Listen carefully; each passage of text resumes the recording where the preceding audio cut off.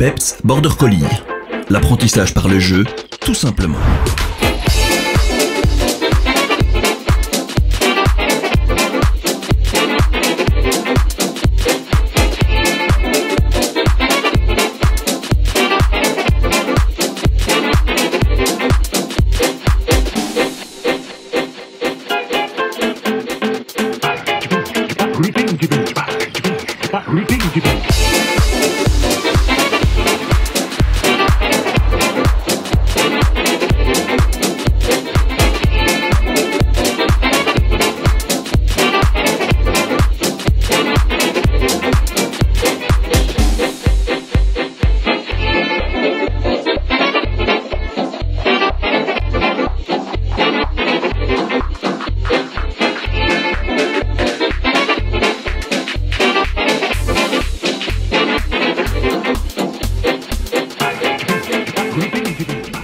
Salut, aujourd'hui on se retrouve pour le deuxième tutoriel de la commande reste ou pas bouger en fonction de la manière dont vous l'appelez, qui fait suite au premier tutoriel. Alors le premier tutoriel, lui, était vraiment basé sur le principe du reste, comment faire pour que votre chien reste dans sa position, en position couchée.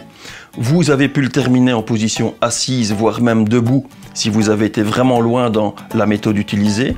En tout cas, pour la deuxième vidéo, pour ce deuxième tutoriel, il faut impérativement que vous ayez travaillé le premier tutoriel jusqu'au moment où le chien peut rester dans sa position couchée, avec vous qui passez au-dessus, etc., avec du détournement d'attention, avec de la distraction, sans quoi vous n'allez pas pouvoir progresser dans cette deuxième vidéo. Si vous appréciez notre contenu, n'hésitez pas à vous abonner, à souscrire à notre chaîne. C'est très simple, il vous suffit simplement de cliquer sur s'abonner.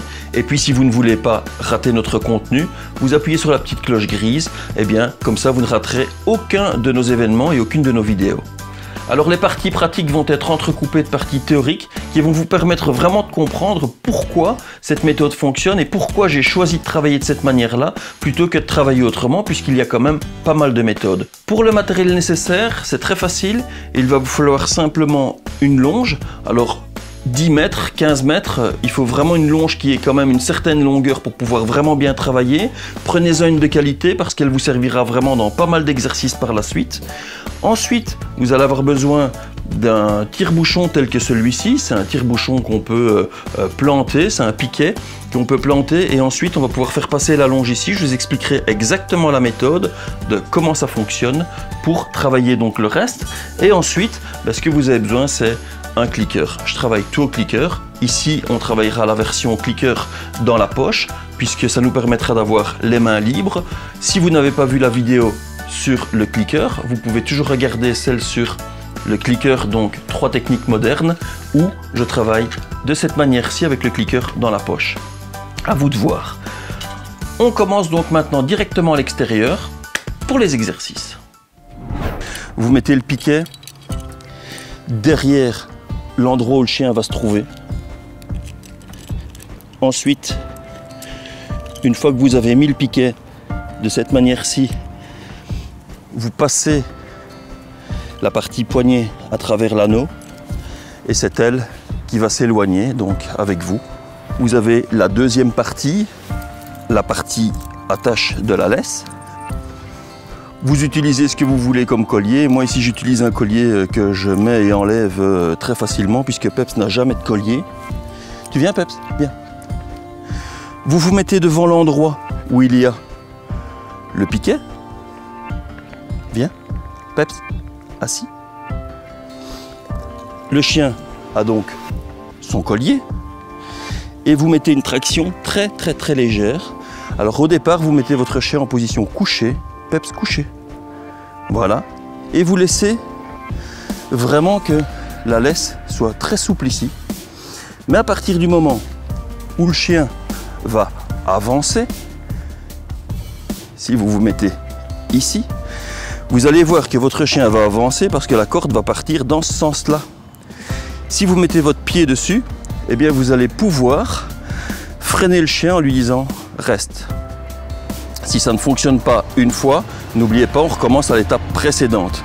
Mais l'avantage ici, c'est de n'avoir besoin de personne pour pouvoir voir que le chien avance Hop. La corde est tendue. Peps reste. Il reste. J'avance le long de la corde. Je patiente et je regarde la corde qui est devant moi. Alors c'est très simple. Si je vois qu'il bouge, mon pied se mettra sur la corde pour le freiner. Je reviens à côté de lui. Je clique. Yes! Bravo mon loup! Et je récompense. Cut! Alors voilà, pour vous éclairer un tout petit peu, vous allez vous demander mais pourquoi est-ce qu'on travaille de la sorte et pourquoi est-ce qu'on utilise une longe? Alors la première raison, c'est qu'en règle générale, lorsque vous travaillez avec votre chien et que vous allez lui tourner le dos, le comportement du chien change. Si vous lui avez appris à rester et que vous l'avez toujours eu en contact visuel, eh bien votre chien, à partir du moment où vous allez lui tourner le dos, va changer son comportement et il y a de fortes chances qu'il se lève. Ça, c'est la première raison. La deuxième raison, c'est que votre chien va directement apprendre à vous voir de dos, vous éloigner de dos et même disparaître de dos, ce qui est tout à fait différent des méthodes utilisées en général où on fait face au chien et on prend du recul. Là, ici, le chien est directement mis dans la situation de vous voir de dos et c'est vraiment très efficace.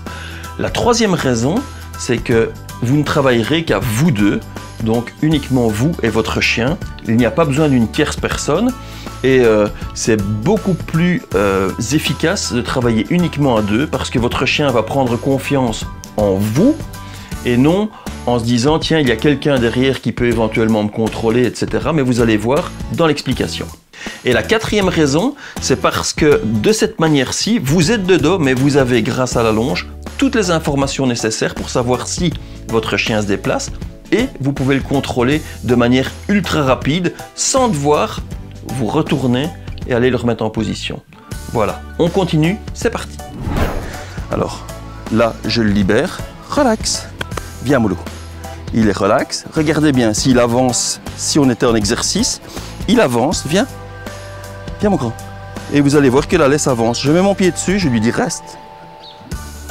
Couche. Il se couche. Peps, reste. Je m'éloigne. Je regarde la corde au sol, elle ne bouge pas, je lui refais face, je reviens, je clique et je récompense. N'oubliez pas que le chien va rester dans cette position-là tant que vous ne l'avez pas libéré, donc relax, bien mon loup. Deuxième petit break, alors vous voyez on est occupé là pour le moment à faire l'apprentissage à l'extérieur. Vous pouvez faire tous ces exercices à l'intérieur bien entendu, il suffit simplement d'utiliser un pied de table pour pouvoir faire office du piquet et du point de pivot. Ne travaillez pas la phase 2 et la phase 3, c'est-à-dire de vous cacher et de le faire en mode balade. Commencez tous les exercices en position couchée, ensuite en position assise et puis en position debout. N'utilisez pas trop de distance, ça ne sert à rien. Si vous vous éloignez de trop, le chien aura tendance à vouloir se lever. N'oubliez pas que le but principal pour qu'il y ait un maximum de réussite, c'est à vous de donner toutes les chances de pouvoir récompenser votre chien. Si vous ne lui donnez pas la chance de réussir, on va partir dans l'échec. Donc vous vous éloignez, pas trop longtemps, vous revenez. Vous récompensez, n'oubliez pas de relaxer le chien parce que comme on l'a vu dans la vidéo numéro 1, c'est vous qui, en vous mettant à côté de lui, allez lui donner la commande « relax » pour qu'il comprenne qu'il puisse se lever. Si vous ne le faites pas et que vous relaxez à distance, votre chien ne va jamais prendre l'habitude de rester en position. À partir du moment où vous ne relâchez votre chien que lorsque vous êtes à côté de lui, il va, à force du temps, à force de pratique, il va comprendre que le seul moment où il pourra se lever et repartir, c'est lorsque vous êtes à côté de lui. Vous avez pu le voir dans la vidéo d'introduction. Je vous remets d'ailleurs un petit exemple juste ici au-dessus qui vous montre en fait qu'il n'y a que lorsque je démarre que Peps redémarre avec moi. Allez, on continue directement, on se retrouve après. Voilà, ce qu'on fait donc maintenant, c'est aller se cacher pendant quelques secondes. On revient et on le fait de plus en plus longtemps. Donc on va commencer d'abord par 2 secondes. La fois d'après, on essayera 3 secondes et ainsi de suite. Si jamais vous voyez que votre chien se lève, mettez le pied sur la longe, dites-lui « reste » de façon à ce qu'il sache que vous avez l'emprise sur lui, entre guillemets, que vous pouvez le maîtriser à distance, à ce moment-là, il va se dire « Ok, ça va, je sais que je suis contrôlé ». Et d'autre part, il va se rendre compte que toutes les 2, 3, 4, 5 secondes, etc., bien, vous allez revenir. Alors, variez le temps. Au départ, faites 2, 3, 5, 10 secondes. Puis, de temps en temps, refaites 2 secondes, 1 seconde, 5 secondes, 20 secondes, et ainsi de suite. De façon à ce que ce temps ne soit pas à chaque fois progressif, mais soit aléatoire, que le chien ne sache pas se dire « Ok, maintenant, il va arriver dans X temps » ou non, c'est aléatoire. Faites-le, c'est vraiment important, variez les vitesses. Donc ce que je fais, je m'absente. Ce que je vais faire, c'est bien entendu lui dire Peps, reste. Peps va rester. Je suis bien à la longe. Si je vois déjà que la longe a tendance à partir, c'est qu'il s'est levé. Donc je mets mon pied sur la longe et je lui dis reste. Sinon, je viens, je me cache 2 secondes. 1, 2 secondes, il ne me voit pas et je reviens.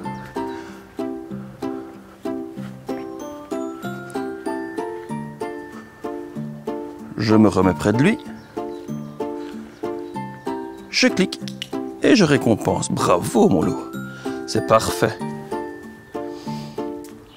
Partie finale de l'exercice, votre chien doit pouvoir rester de cette manière-ci. Je vous le montre encore en 2 parties. La première avec la longe, la deuxième sans la longe. Peps, reste. Je me déplace.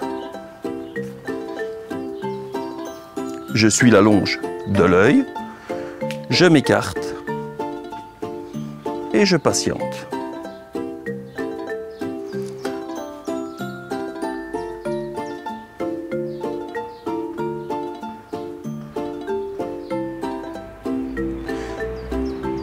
Si la longe venait à bouger, je mettrais directement mon pied sur celle-ci en lui disant « reste » une deuxième fois.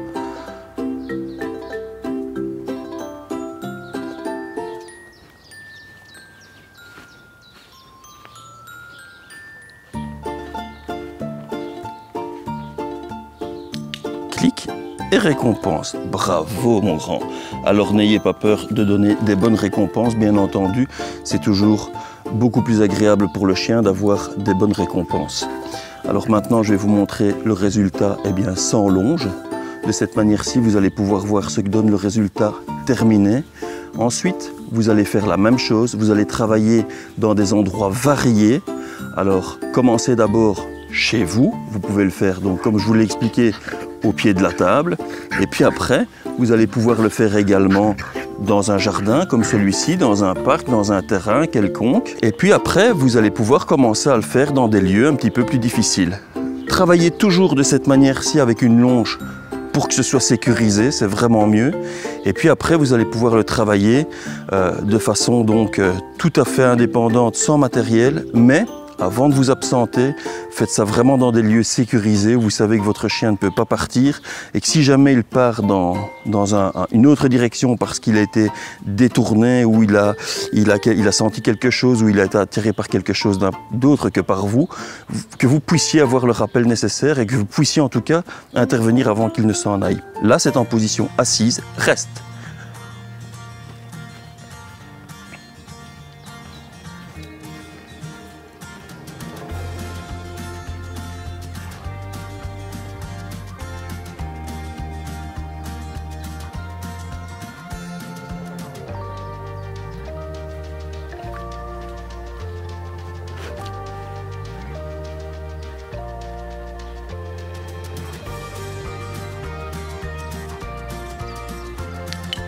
Yes! Avant de continuer la formation, j'aimerais bien parler de différentes méthodes d'apprentissage de la commande reste, pas bouger, et pourquoi je n'ai pas opté pour ces méthodes-là, et quelles sont à mon sens les raisons pour lesquelles elles sont un petit peu moins judicieuses que celles qu'on est occupé à travailler maintenant. La première, c'est d'apprendre, comme on apprend bien souvent dans les clubs, de mettre le chien donc en position assise à côté de soi, et puis après ça, de reculer face au chien en lui demandant reste, en lui donnant la commande reste.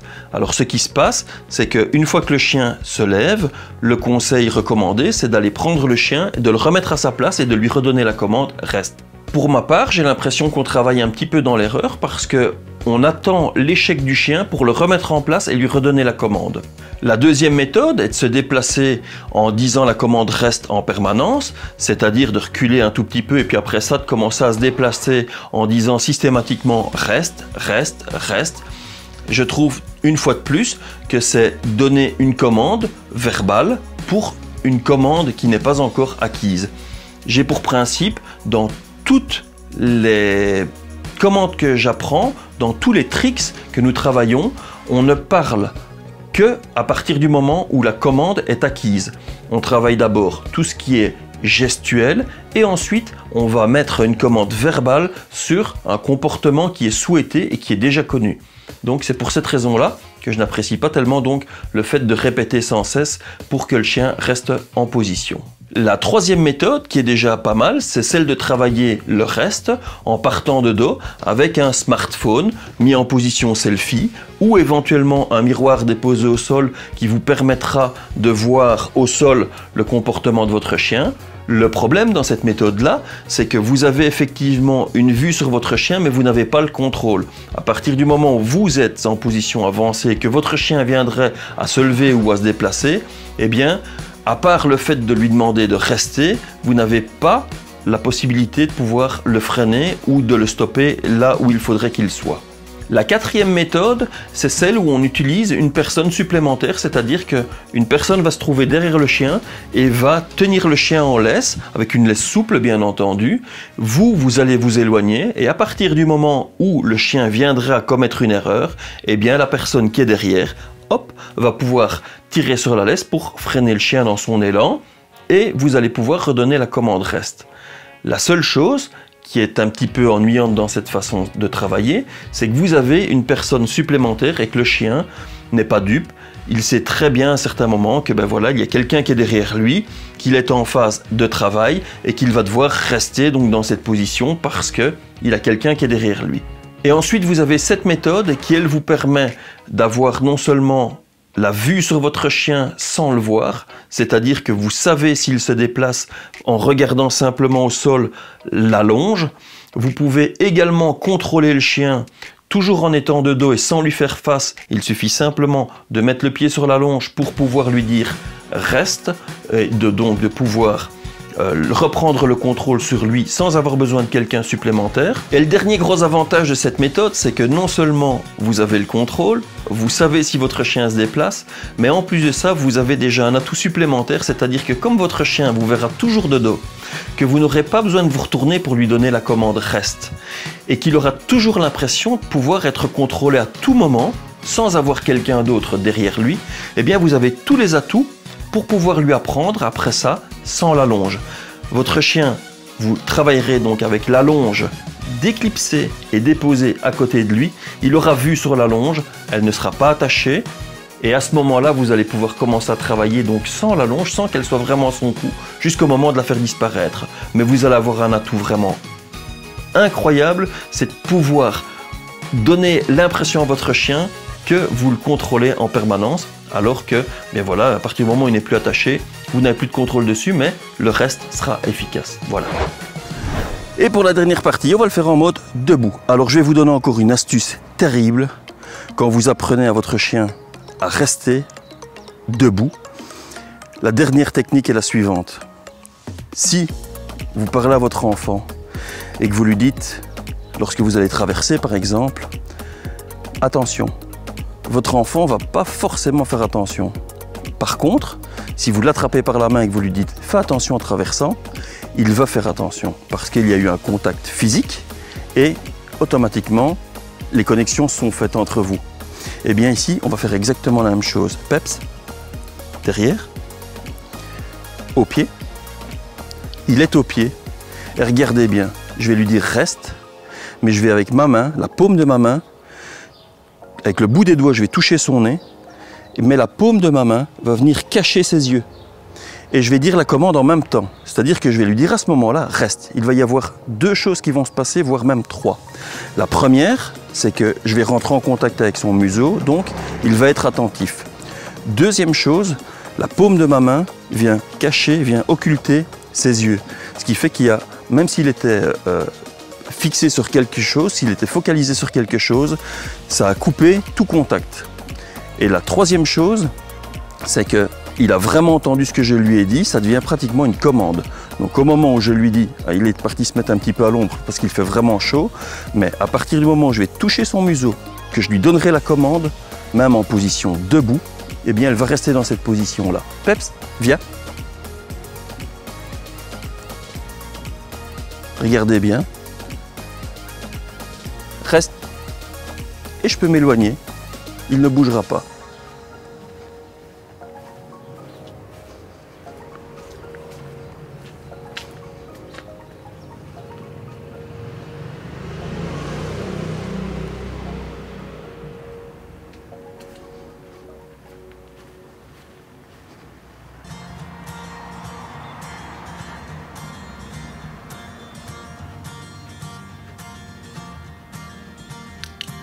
Yeah!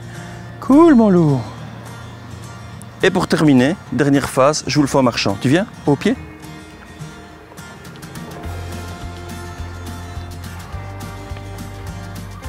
Imaginons simplement qu'on se déplace. Reste! La commande doit être dite de façon ferme et claire. C'est une demande, une obligation. Voilà. Il ne me voit pas, je lui ai demandé de rester dans cette position-là.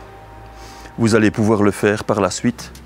À l'extérieur, ça fonctionnera très très bien, en rue, tout ce qui s'ensuit, sur les voies, les routes, etc. Ça va fonctionner et tant que je ne lui ai pas demandé de se libérer, la position va être maintenue. Là maintenant, je ne le fais plus au cliqueur, je lui dis « Relax, bravo mon loup !» Et ça fonctionne, vous voyez? Viens mon grand! Yes! Tiens. Alors, pas nécessaire de récompenser après à long terme. La seule chose, c'est qu'au départ, récompenser convenablement lorsque votre chien fait ce que vous attendez de lui. N'allez pas trop vite, ne compliquez pas trop les choses, parce que si vous compliquez trop, eh bien, vous allez avoir un chien qui va se perdre et qui, au lieu de vous faire plaisir, va sentir que vous êtes agacé et ça n'ira pas. Règle des 4 P, vraiment, prenez le temps. Et vous allez voir que si vous avancez progressivement, vous allez avoir un chien qui va avoir un reste parfait.